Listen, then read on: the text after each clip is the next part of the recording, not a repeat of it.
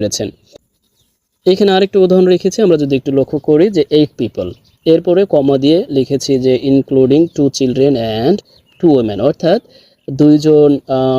দুইজন শিশু ও 2জন মহিলা সহ, এভাবে বলতে হবে, 2জন শিশু 2জন মহিলা সহ 8জন মানুষ ওয়ার কিল্ড, মারা গিয়েছিল at a road accident yesterday, গতকাল একটি সড়ক দুর্ঘটনায় 2জন শিশু ও 2 নারী সহ 8জন নিহত হয়েছিল।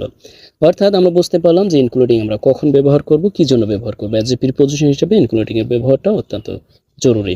এরপরে সাচ অ্যাজ এর দুইভাবে ব্যবহার আছে, অনেকটা প্রিপোজিশনাল ফ্রেজ ও ইনক্লুডিং এর মতোই, কিন্তু একটু ভিন্নতা আছে।